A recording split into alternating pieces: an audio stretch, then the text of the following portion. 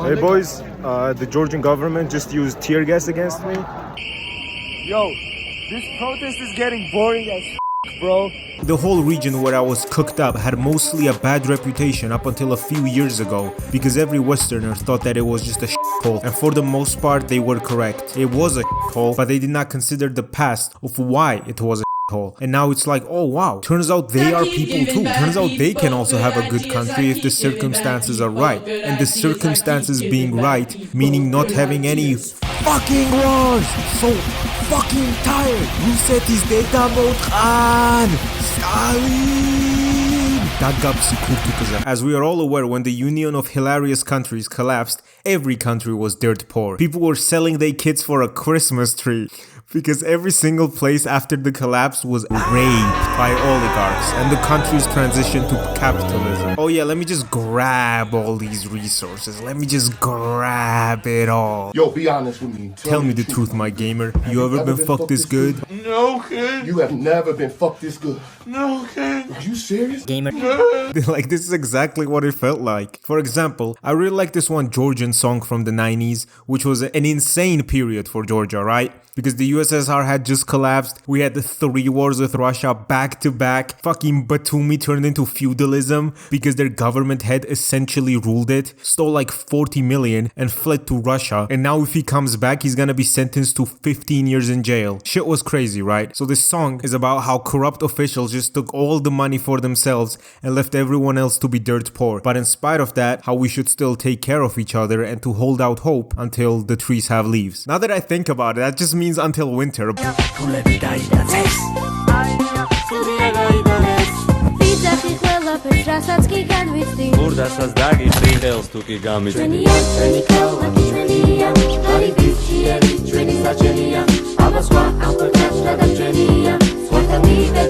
But the thing is, even though these places past has made it unbearable to live in the 90s, as I like to say very often, real ones make it out the hood. And Eastern Europors are so real, we don't pretend to care about how your day was at the cash register. And coincidentally, lately after these places have been getting rid of corruption as time goes on and better people have been getting in power, the quality of life increased and the countries got richer. Who would have thought, right? I thought people east of Vienna were just dumb people with pretty girls that could be exploited with my British passport. But nope, turns out they can run a country too. Okay, now I'm gonna go a bit history nerd here. Give me your lunch money, pussy. You think I have a lunch or money? Let's take Poland, for example. Poland was literally nothing after the Germans were done with it. Warsaw literally looked like this, and now it looks like this. When I was flying into Poland, I saw Warsaw's skyline. I was like, damn, this is the closest I'll get to New York for a bit, because all the Anglo countries keep not giving me my visa. It's almost like we are people too that have been ravaged by dictatorships for the past century. Ask a Romanian what their favorite day is. They'll tell you Christmas, because they get gifts and they get to celebrate Ceausescu and his bitch wife getting fucking shot by a firing squad. You know how Europe was absolutely devastated after World War II? Like, this is what Berlin looked like. The Allies did not leave a stone in Berlin that did not get fucked. We gave them the Warsaw treatment. And one of the major reasons why the United States is such a big superpower and the #1 country in the world with the most influence and the most money is because the United States literally built Europe back up from World War II and Japan. Without American investment, Germany recovering to the major power that it is today would be literally impossible. Or any other European country for that matter, and that is literally what the European Union is doing with Eastern Europe, giving money to places that suffered from communism to rebuild their countries and their societies to become prosperous countries that look good and are not shit anymore. The EU has given vast amounts of money to Poland to rebuild their country after what the Germans and the Soviets did. As you can see, the biggest beneficiaries in the EU are mostly post-Soviet countries because trust me, after 1991, we all need it. Also because by rebuilding a country it will pay off greatly in the long run. Having a weak and poor country in the EU is very dangerous because of how susceptible a place can become to Russian propaganda and extremism. Small countries with small populations are usually going to be influenced by other superpowers and are going to align with those superpowers. For example, I don't think anyone expects Estonia, Malta or Cyprus to have a huge foreign influence like the United States, Germany, France or China. I'm leaving the UK out because you denied me a visa after I paid $250 fucking for it. Fuck you.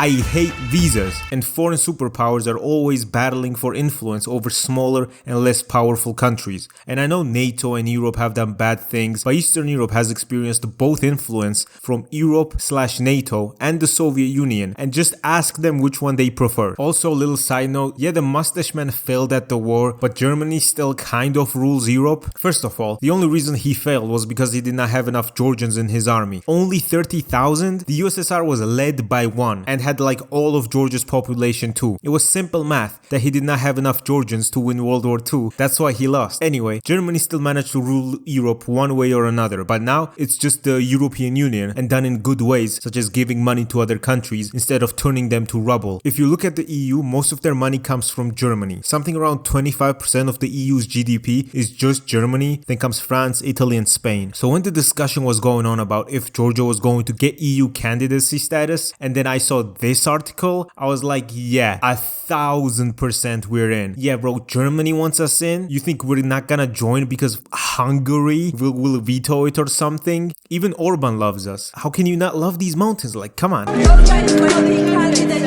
Georgia is okay, it's done. Everything is done for Georgia. Everybody loves you.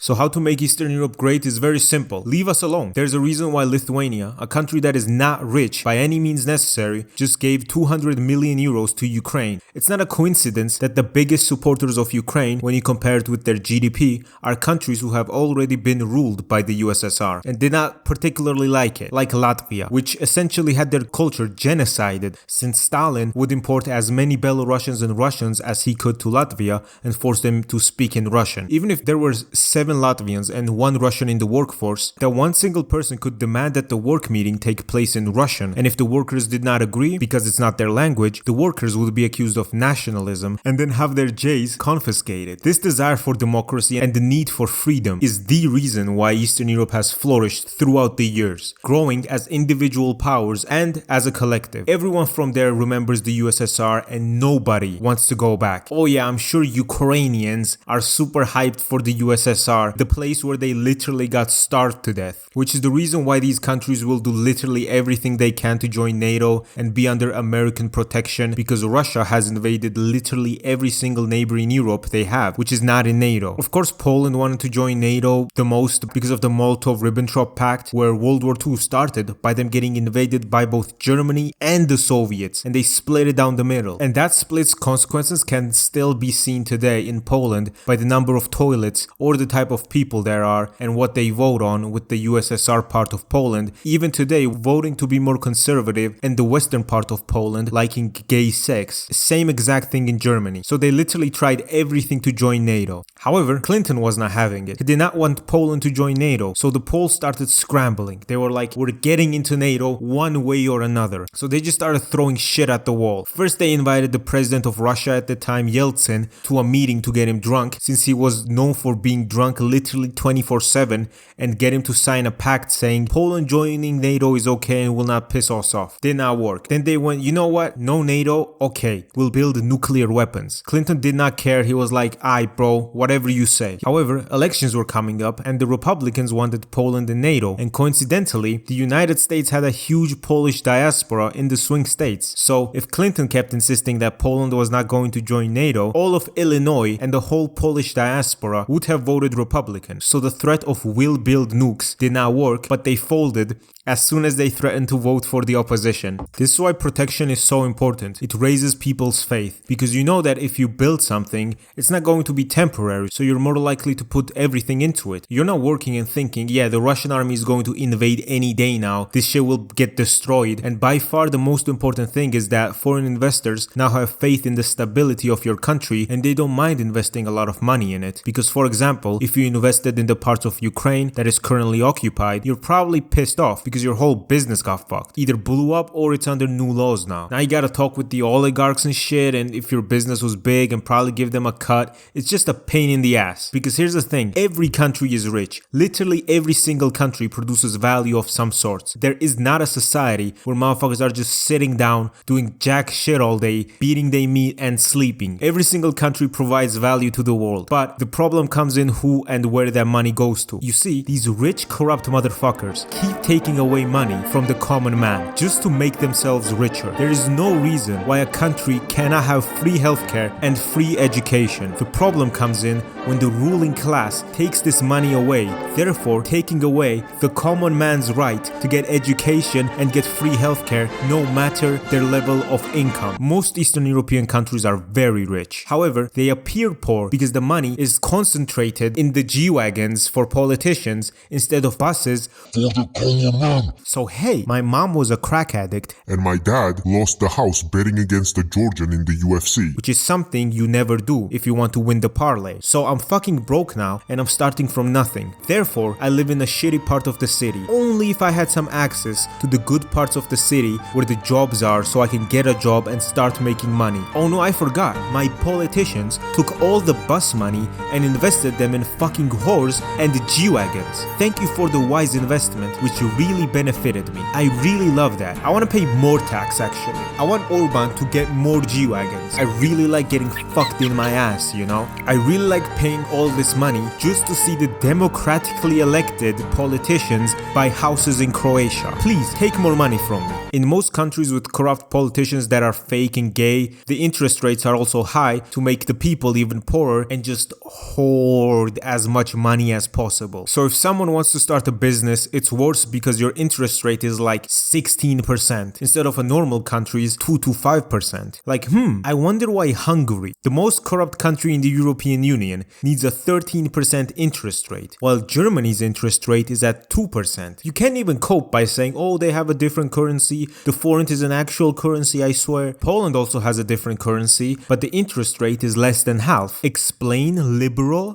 Mercedes-Benz is releasing an electric G-Wagon which can do 360 spins, which I think is cool. However, I feel sorry for all Eastern Europeans because this means the politicians also think this is cool. So sorry, you're not getting any new buses. These motherfuckers are gonna cut education costs just to get their cousin's wife one of those. That dude, that Hungarian dude from the intro in Eyes Wide Shut is getting one of these personally donated by Orban. And then that Monsters Inc. looking ass motherfucker will say the money for it came from personal revenues and then threaten to block Ukraine aid. However, what I love the most is that a lot of people are becoming more aware about all this corruption, and the corrupt people are also getting sanctioned from the international community too, which I think is good. The best part is, of course, the people becoming aware of it, because if you go to Orban's Instagram, all the comments are just absolutely cooking him. And when your government is doing some bullshit that is clearly bad, you gotta get some balls and protest against them. For example, one way to stop corruption is what I call the Tbilisi model. Here in Tbilisi, Georgia, we had a lot of protests because the government was passing a very dystopian Russian-style foreign agent law which could be used to discredit non-government organizations and the ruling government's opponents. Within Russia, there are a variety of laws regulating who can and can't run in political elections. One of the main ones used as a tool to eliminate a candidate off the ballot is the foreign agent law. According to the legislature, a person deemed as a foreign agent cannot run for office in the country. One can be deemed a foreign agent for a variety of reasons, including owning a foreign bank account,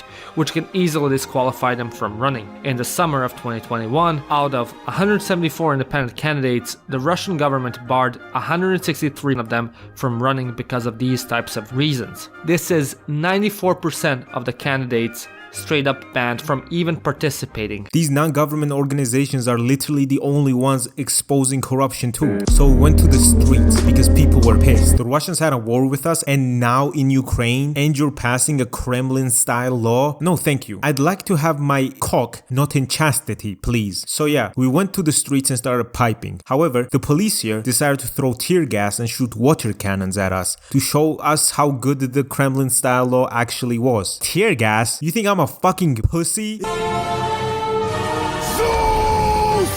Is this how you face me, coward? I am through doing the bidding of the gods!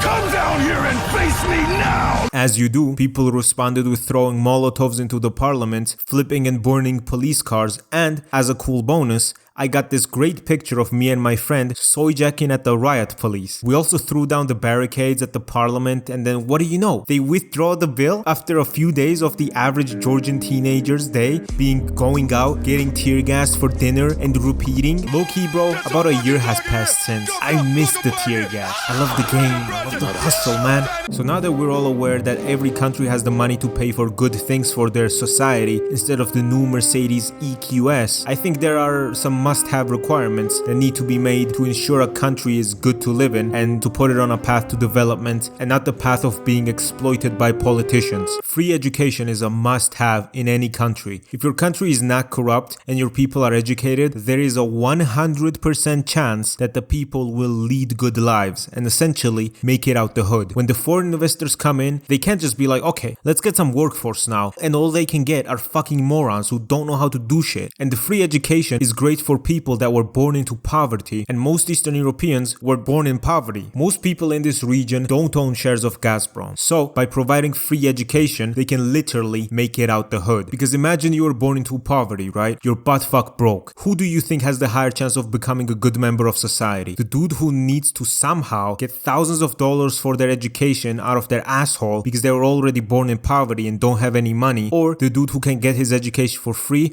and then proceed to get a job where then, because he's not broke, he can get his hair cut, and then he's hanging out with his friends and Svetlana is looking at him nicely. Then they end up piping, they end up getting married, and then this other dude went like, fuck it, I'm gonna rob a bank. What are they gonna do? Well, worst case, they give me free food, healthcare, and shelter. I'll fucking take it. So yeah, choose which one would be better for society as a whole. The main point is lowering the entry to making it out the hood and incentivizing people to become successful, because a lot of people might just be like, fuck it, I can't even get an education because I'm broke. I'm gonna start slinging dope bars. Oh, your grandma is sick.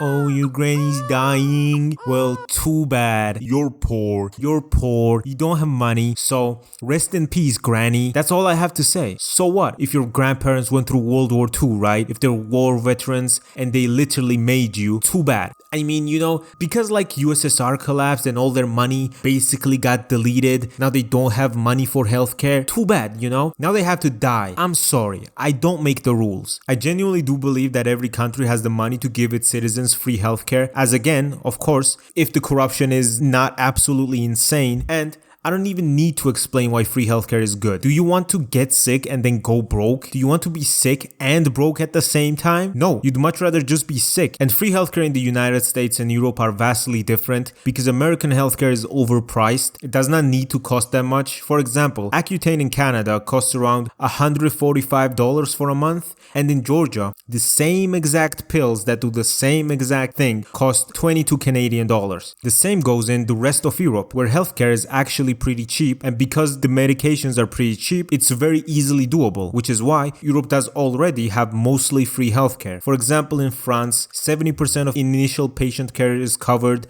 and anywhere between 35 and 100% of prescription medication is covered. Albania, Romania, and Baltics have free healthcare too, which is a great thing, but there are also places in Europe where that's not really the case, like Bulgaria, where patients have high out-of-pocket costs, or like in Georgia, where healthcare is only free if you have a medical emergency and get rushed into the hospital. But if you decide to visit a doctor just on your own, you have to pay out of pocket for the visit, and whatever they prescribe you is most likely not subsidized. So yeah, of course a healthier population means a better population, and you won't have to deal with bullshit like, oh, I have to pay for this treatment, now I'm broke. Maybe Hungary's healthcare would be good too if Orban spent more money on the healthcare instead of some bullshit, because Hungary has one of the highest taxes in Europe and one of, if not the worst healthcare systems in Europe. Coincidence? Because we're focused on getting people out of the hood, right, and making them into functioning members of society, public transport is very important for this. And with my upbringing and with everything I went through, I can personally vouch that public transport is one of the best ways to do all this. The reasoning being, if you've been to Eastern Europe or just Europe in general, you know that the public transportation is very good. Even in corrupt countries like Hungary, they're still not lacking on their public transport. But by far the best one I've ever experienced has to be Poland, because you can literally get trains from Warsaw to Krakow for like literally nothing. And these are the two major cities, especially when you realize how much money it costs for trains in other countries, right? I actually met a viewer on the train. I was in the train, I walked up to some dude. Me and this blonde dude were standing next to the bathroom, and I asked him, hey man, can you vape in here? Because it's like a long train. I wanted to do it, okay? Turns out he recognized me from my YouTube, and also he told me that somebody ripped out the smoke detector in the bathroom of the train and I could smoke there. Amazing. Polska górą. But the main benefit of public transport is still that for people that don't have money, there is literally no other way to travel. And like actually, I don't know, even going to your workplace if you don't own a car. It's not even about like, oh, public transport will bring traffic down, which it will. But the main thing is that it would actually enable people to go and get better jobs, and the jobs are usually not located in the hoods. And it makes everything easier for tourists as well. Because yeah, if you want to tour around Paris, for example, are you really going to pay the taxi prices in Paris? Like bro, trust me, I've done that, okay? I took like 3 sponsorships after to make up for the money. And if you don't like public transport, it's because your government is fucking you. When public transport is done well, it is so good. It's literally the best form of transport available. A lot of the reason why people don't like public transport is because it's too crowded. Well, the reason it's too crowded is because your government is buying G-Wagons instead of buying buses. Because if there were more buses, first of all, more people would be employed, right, to drive these buses. And second, if there were more buses, it would be less crowded, because yeah, if a bus comes every 5 minutes to your destination, I can guarantee it's not going to be crowded. So yeah man, like when I was growing up, Tbilisi is a huge city. It's literally bigger than most European cities, right? So to get from one end to the other, it takes a long time, even with a car. In 2000s Georgia, bro, not a lot of people had money or electricity or basically anything, right? But what we did have was good working public transport system. So even today, right, Tbilisi is a city of 1 million+ people, and the daily use of the metro in Tbilisi is over 500,000. Just imagine that. If you didn't have the metro, bro, this city would look like Cairo. Imagine taking 500,000 people and putting them in cars. So yeah, a good public transport system gave me the ability, and me and my friends the ability, to meet up even though we were all kids and did not have the taxi money and stuff. It gave me the ability to date e-girls who were living in the other parts of the city. It gave me the ability to get a job which was located like 30 to 40 minutes away from my home, and it's generally just a great way to bring people together and connect the society more. Cycling is also a great way of transport that I'm really glad is getting more popular, because look at Amsterdam, right? You don't really see any overweight people because cycling is the most popular form of transportation. Cycling and walking both burn calories, which in turn means healthier people, which in turn means better fucking people, which in turn means a better country. Too lazy to push pedals? No worries, there are e-bikes. And this also makes just driving cars more fun too, because everyone is cycling, right? You have more free car space and less traffic. So yeah, even as a driver, you would much rather people cycle in their own bike lanes away from the road. If you have all of these and there are still fucking bums in your country, who cares? There would be a ton more bums in the country if these benefits were not in place. Like and subscribe, follow me on Instagram, and goodbye.